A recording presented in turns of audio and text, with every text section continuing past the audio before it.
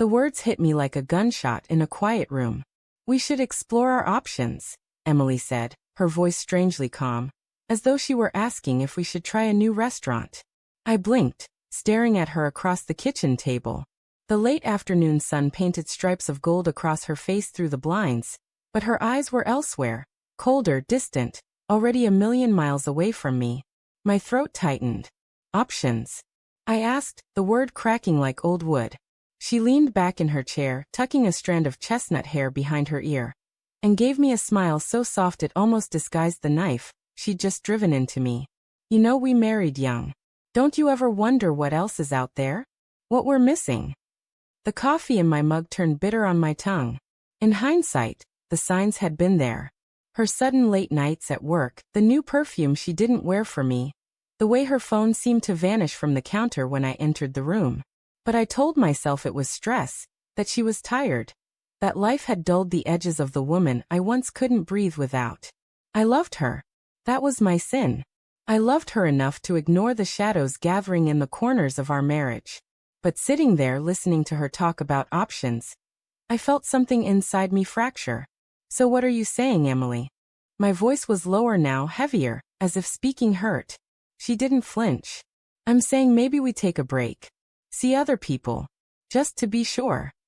The silence between us roared louder than any fight we'd ever had. The days that followed were a blur of denial and obsession. I replayed every detail of our conversations, every text she typed with her phone angled away from me, every too long shower she took after coming home late. My friends told me I was paranoid. Couples go through rough patches, they said.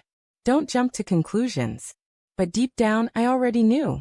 One night, while she slept beside me, I reached for her phone. My hands trembled as if I were holding a bomb. And when I unlocked it, I realized I was. The messages were all there. His name was Ryan. A coworker. The words blurred as I scrolled. Can't stop thinking about you. Last night was amazing. When are you telling him? My heart didn't just break, it collapsed. I lay there in the dark, listening to the steady rhythm of her breathing. The woman I had built my life around was dreaming peacefully beside me, while my own world turned to ash. The next morning, I watched her move around the kitchen, humming softly as she buttered her toast. I wanted to scream, to throw the phone at her, to demand how she could stand there smiling after betraying me.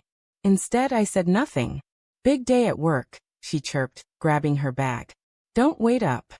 Her lips brushed my cheek, the kiss so mechanical it felt like mockery.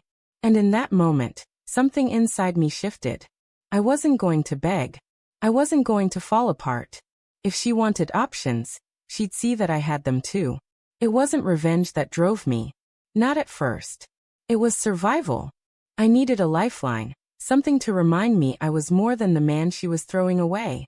That's when I reconnected with Claire. She'd been a friend from college, someone I'd lost touch with over the years. We met for coffee, just coffee, I told myself. But the way she listened, the way her eyes softened when she laughed, the way she saw me instead of what I lacked, it was like breathing fresh air after drowning. I didn't tell Claire everything, not right away. But she knew. Women always know.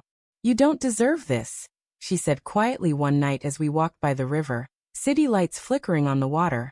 You deserve someone who chooses you every day. Her words sank into me like sunlight breaking through storm clouds. Emily's lies grew bolder. She'd disappear for entire weekends under the excuse of team retreats. Her excuses became rehearsed, her eyes less careful. Finally, I decided to test her. I've been thinking. I told her one evening, my voice deliberately casual. Maybe you're right. Maybe we should take a break. See what else is out there. Her fork froze halfway to her mouth.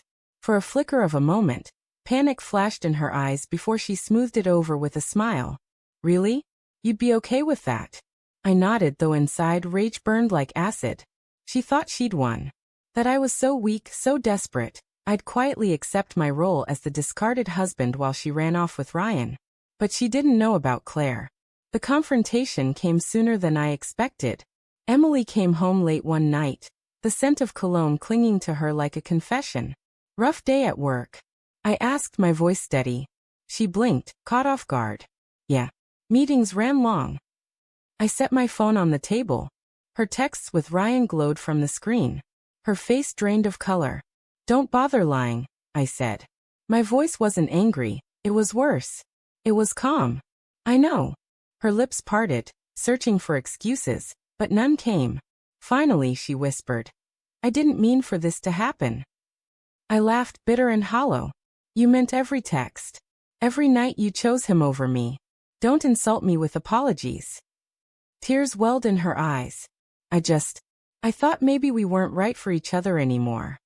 I leaned forward, my gaze sharp as glass.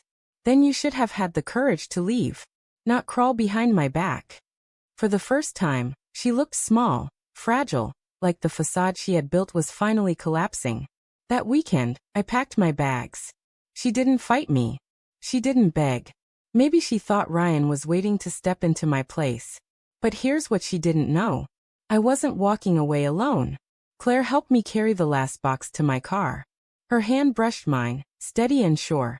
And in that moment, the pieces of my broken heart began to fit together in a new shape.